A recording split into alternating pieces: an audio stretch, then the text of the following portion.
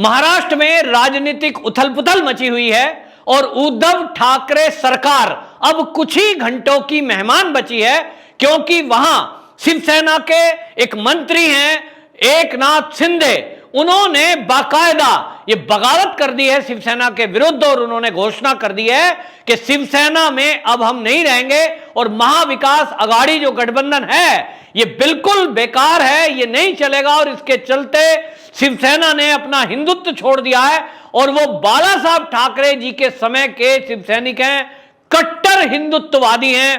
उद्धव ठाकरे ने अपने हिंदुत्ववादी एजेंडे से समझौता कर लिया है और इसलिए मैं अपने आप को इस सरकार से अलग करता हूं। यह घोषणा उन्होंने की। सुबह शुरुआत में खबर आ रही थी कि 26 ऐसे विधायक हैं जो एकनाथ शिंदे के साथ हैं, क्योंकि जो क्रॉस वोटिंग हुई थी एमएलसी चुनाव में उसमें देखा जा रहा था कि ऐसे लोग जो शिवसेना की तरफ से वोट करने के बजाय क्रॉस वोट कर रहे थे, उनकी संख्या की वजह से ही भारतीय जनता पार्टी का कैंडिडेट जीता, क्योंकि वहां एमएलसी चुनाव में 10 कैंडिडेट की जगह थी, यानी 10 सीटें हैं, लेकिन मैदान में 11 लोग थे, जिसमें कि एनसीपी, शिवसेना और कांग्रेस ने अपने 2-2 एमएलसी के लिए प्रत्याशी खड़ा किए थे। वहीं भारतीय जनता पार्टी ने भी 5 अपने सदस्य खड़े किए थे, यानी जो प्रत्याशी थे उनकी संख्या 11 हो गई, सीट 10 थी और इसलिए मुकाबला कड़ा होना तय था। मुकाबला चल रहा था कांग्रेस और बीजेपी के 5वें कैंडिडेट पर, लेकिन यहां देखने को यह मिला कि जो शिवसेना के विधायक हैं उन्होंने भी क्रॉस वोटिंग की और यह बता रहा था कि शिवसेना से उनके विधायक नाराज हैं।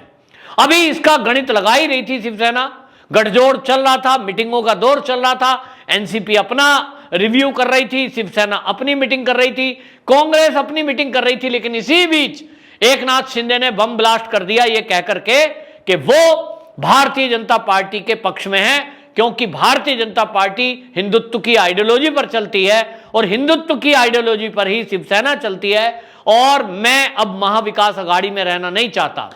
हालांकि कुछ घंटे तक शिवसेना डैमेज कंट्रोल करती रही, उद्धव ठाकरे कहते रहे सब ठीक है, संजय राउत कहते रहे कि हम मना लेंगे, लेकिन शाम होते होते जो खबरें आई वो ये कि शिवसेना के लगभग 56 विधायक हैं, जिसमें से ये खबर आई कि 40 विधायक एकनाथ शिंदे के साथ हैं, सूरत में हैं, गुजरात के सूरत में एक 5 सितारा होटल में है और वहीं भारतीय जनता पार्टी के भी महाराष्ट्र के जो नेता हैं, विधायक हैं, वो भी वहां पे हैं।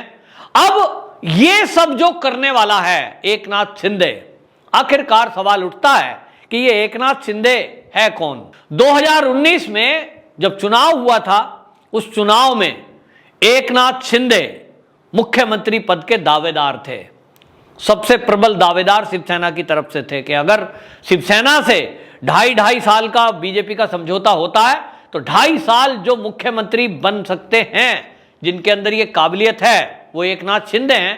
उनके पक्ष में ज्यादातर विधायक थे क्योंकि वो पुराने लीडर हैं, लेकिन जब उद्धव ठाकरे जी का नाम सामने आया तो वो हाशिए पे चले गए और अरमान भी उनके मिट्टी में मिल गए।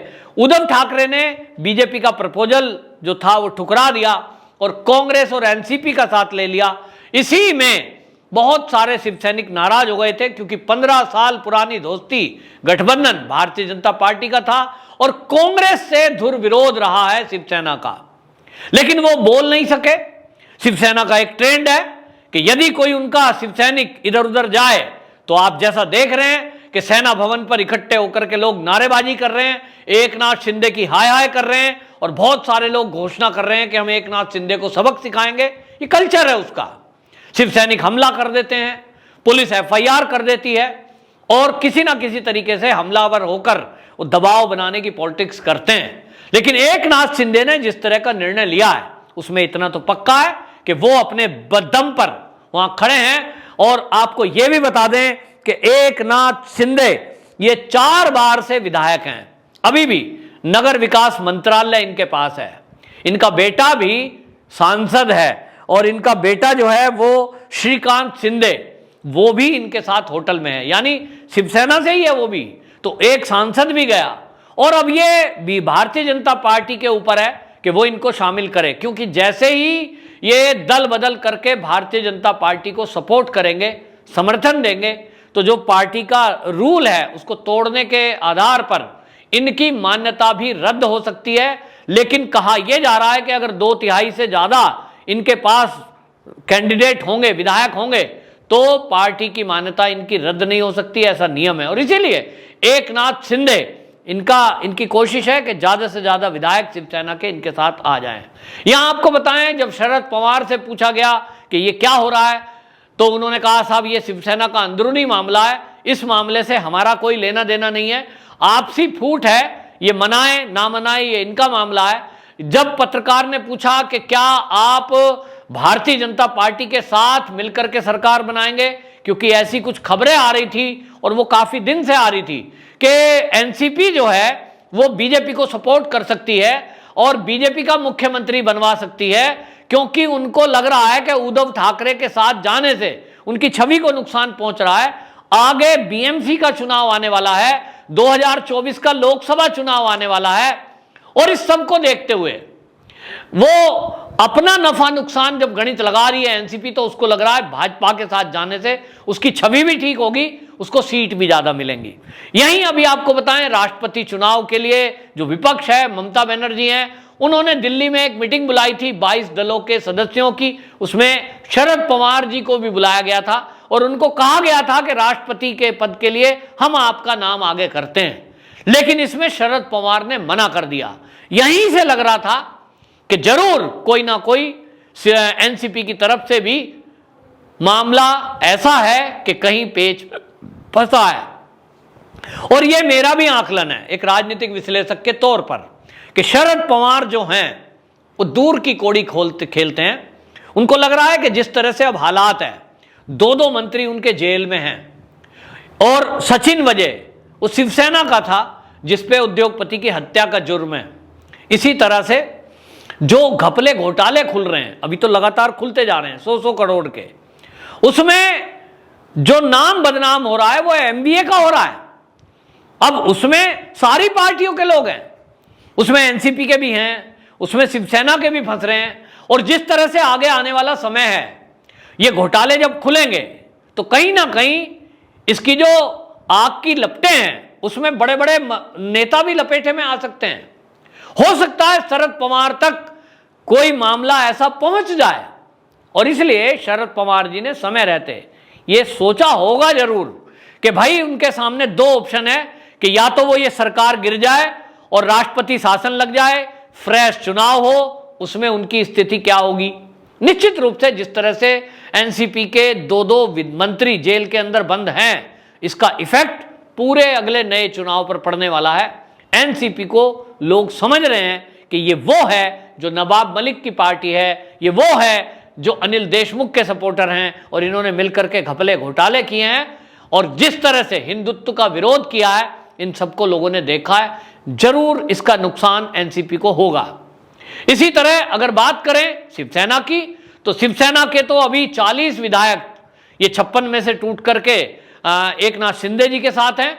ये बता रहा है कि किस तरह से शिवसेना में आक्रोश है, क्योंकि उनको भी ये लग रहा है कि जब भी कभी वो जनता को फेस करने के लिए चुनाव में जाएंगे तो क्या कहेंगे कि ये कौन सी पार्टी है। उन्होंने ओवैसी से समझौता कर लिया, उन्होंने जो है पालघर के साधुओं की हत्या पर मौन धारण कर लिया। हिंदुत्व के मुद्दे पर लड़ने वाली पार्टी अपने सारे मुद्दे छोड़ चुकी, और आज जो है वहां आतताइयों की मजार पर चादर चढ़ाने वालों के साथ समझौता कर लिया, जिन्होंने छत्रपति शिवाजी महाराज के साथ युद्ध किए, उनके साथ, उनके मजार पर चादर चढ़ाने वालों के साथ खड़े हैं आप। कहां गई आइडियोलॉजी। और इसलिए यह शिवसैनिकों को भी लग रहा है, एनसीपी को भी लग रहा है। तो भारतीय जनता पार्टी का इसमें कोई रोल नहीं है। भारतीय जनता पार्टी केवल एक दर्शक की मुद्रा में है, देख रही है क्या होता है। उसको जितनी सपोर्ट कर रही मांगी जा रही है वो दे रहे हैं, निश्चित रूप से देंगे, क्योंकि दोनों मिलकर के या तो चुनाव के मैदान में आएंगे या तो इसी में जो गुट टूट करके अलग गया है, वो अभी तक जो गुट गया है वो शिवसेना का है। हालांकि खबरें ये हैं कि कांग्रेस के विधायक भी और एनसीपी के भी विधायक टूट करके ये एक नए तौर पर देवेंद्र फडणवीस के नाम पर वो देवेंद्र फडणवीस को मुख्यमंत्री बनाने के लिए वोट कर सकते हैं। तो ये एक नया एक है, इसमें जो सब हलचल हुई है, इसमें निश्चित रूप से बेशक चाहे शिवसेना के कुछ लीडर या जो कार्यकर्ता हैं वो ये कहें कि ये भारतीय जनता पार्टी करा रही है, ये भारतीय जनता पार्टी का कल्चर है। जैसे आपको बता दूं, पूर्व मुख्यमंत्री रहे, महाराष्ट्र के पूर्व सीएम रहे कांग्रेस के पृथ्वीराज चौहान, वो कह रहे हैं साहब ये तो बीजेपी ने करा है। अब बीजेपी का इसमें क्या रोल है भाई? बीजेपी ने क्या आपके विधायकों को कहा है कि वो क्रॉस वोट करें? क्या वो नाराज हो जाएं? इसके पीछे कौन है? तो ये सब जो है इसी से पता लगता है। और उद्धव ठाकरे जी ने अपने विधायकों की जो मीटिंग बुलाई थी उसमें मात्र 20 विधायक पहुंचे, 35 विधायक उसमें एब्सेंट थे, 35-36, और यही बता रहे थे कि नाराज हैं, जो कभी नहीं आएंगे। हालांकि ये भी खबरें आई कि पुलिस के जरिए उद्धव ठाकरे अपने जो एमएलए हैं उनको मुंबई से बाहर जाने से रोक रही है। देखना होगा अगले कुछ दिनों में क्या होता है और कब तक उद्धव ठाकरे इसको रोक पाएंगे। लेकिन इतना तय है कि उद्धव ठाकरे जी अब अगले कुछ घंटों में मुख्यमंत्री पद से हटने वाले हैं। वंदे मातरम।